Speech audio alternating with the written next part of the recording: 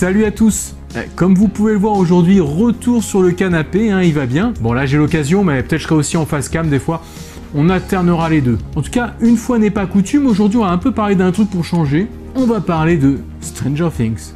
Bon bref, aujourd'hui si vous me voyez là, forcément c'est qu'il y a quelques actus. On va parler notamment des mobilisations par rapport à George Floyd, donc savoir aussi comment ont réagi les acteurs de la série par rapport à ça. Après, comme d'hab, on passe à la partie théorie. Et là franchement, je vous ai ressorti un vieux dossier de derrière les fagots. Bon en tout cas, comme d'hab, plein de petites choses, donc c'est parti.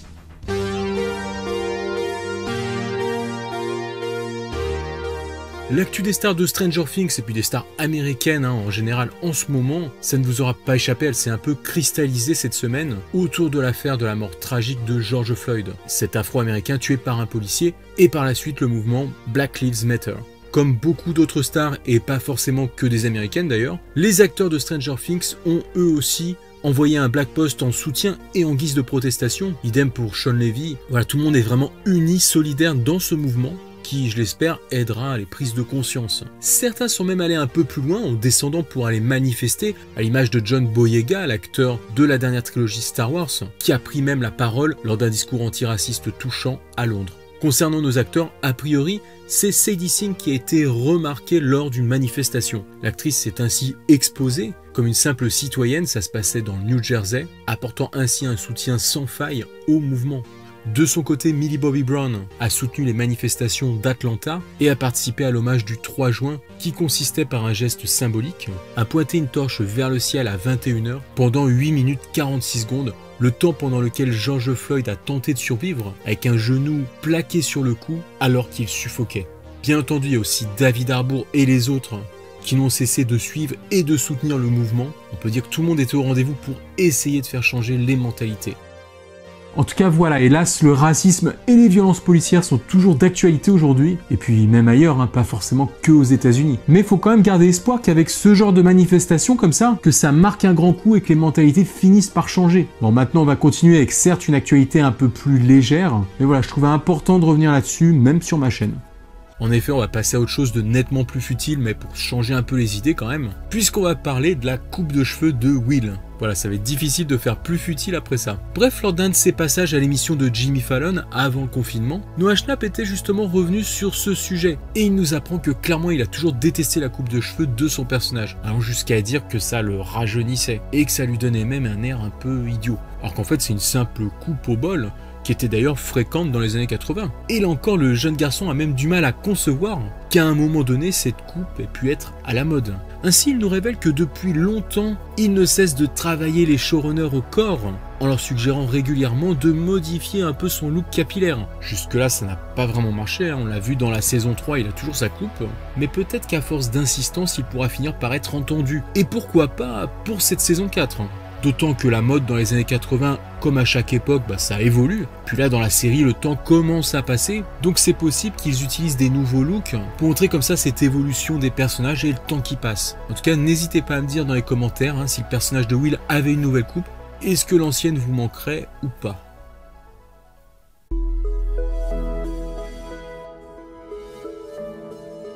Bon alors ok, quand je fais mes recherches, je sais pas pourquoi je tombe périodiquement sur des articles comme ça qui se donnent le mot, puisqu'ils parlent tous du même sujet, ils s'enfoncent un petit peu des portes ouvertes, et forcément je vous épargne ça, mais en ce moment tiens, prenons l'exemple, le sujet à la mode qui revient, car on en avait déjà parlé il y a quelques mois avant le teaser, c'est que certains articles nous rappellent que la survie de Hopper avait été teasée à la fin de la saison 3, parce qu'il y avait la musique Heroes qui passait en fond, et que c'était la même musique que pendant la première saison, lorsqu'on découvrait le cadavre du faux Will. Donc voilà, ça voulait dire que la première saison, il était pas mort, Will.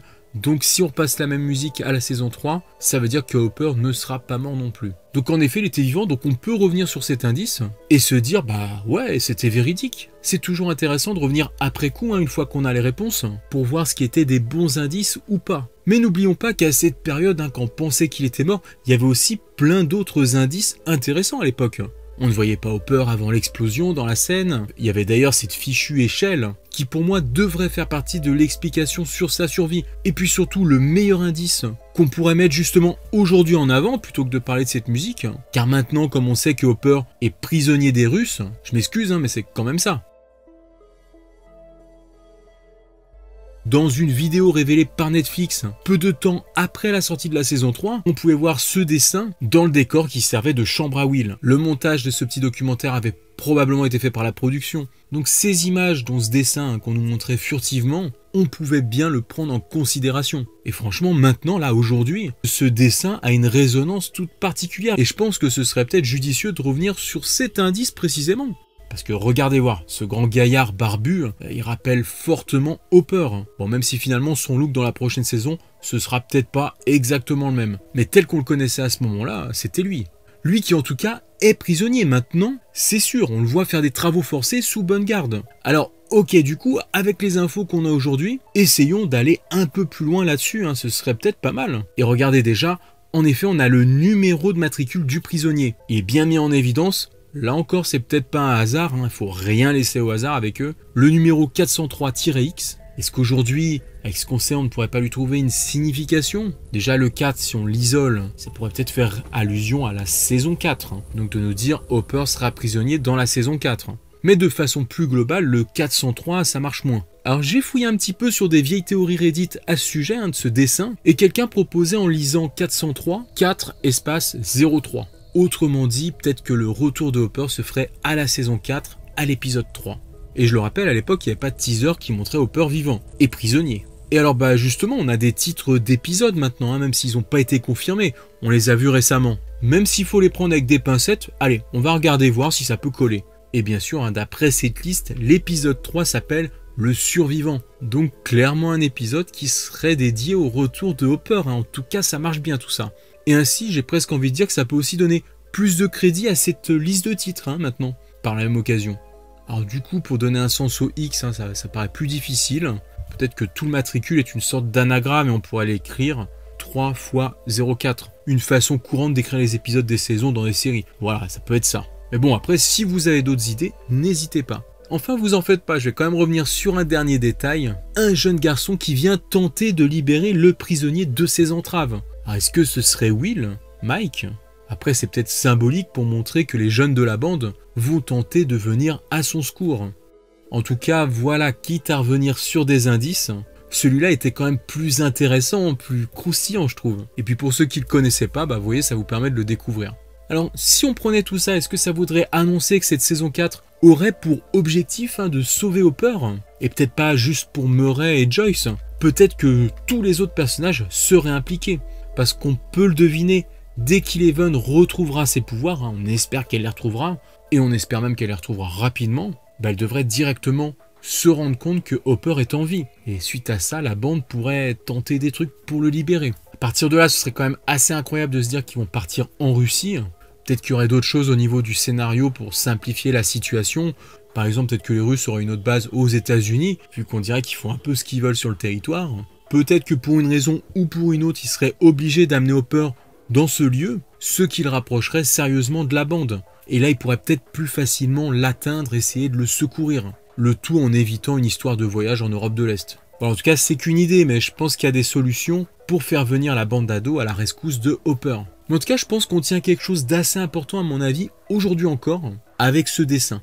Donc, quitte à se rappeler un indice pour montrer que Hopper était vivant finalement, autant en utiliser un qu'on peut continuer à approfondir comme on vient de le faire avec des nouvelles infos. Et pour ça, n'hésitez pas à participer vous aussi, si vous trouvez d'autres idées par rapport à ce dessin, ou par rapport à d'autres indices qu'on avait eus sur la survie de Hopper.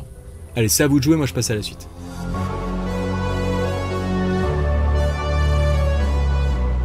Dans le vrac aujourd'hui, une petite info sympa sur l'univers étendu.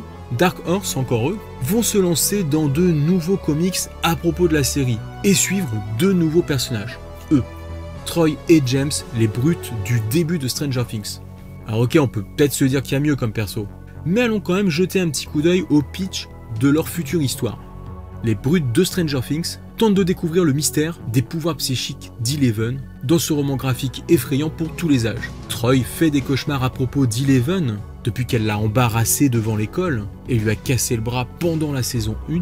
Se sentant impuissant et anxieux, Troy est déterminé à prouver que ce qui s'est passé entre lui et Eleven n'est qu'une forme de ruse. C'est jusqu'à ce que lui et James rencontrent des démodogs. Ok, donc là c'est pas mal en fait. Donc il semblerait que ça se passera en parallèle pendant la saison 2. Ça peut être intéressant, surtout s'ils se permettent de revenir sur le Hawkins Lab, et peut-être même plus dans l'Upside Down. Et puis d'ailleurs, ce serait peut-être une façon de nous expliquer pourquoi ces deux personnages se sont un peu évaporés de la série. En tout cas, le comic s'appellera Stranger Things The Bully, et du coup à 12,99 $, on peut penser à un plus gros livre que ce qu'ils font habituellement chez Dark Horse. Là, ça semble pas parler d'épisodes. Finalement, on aura peut-être un ouvrage avec une seule grosse histoire d'un coup, avec un début et une fin.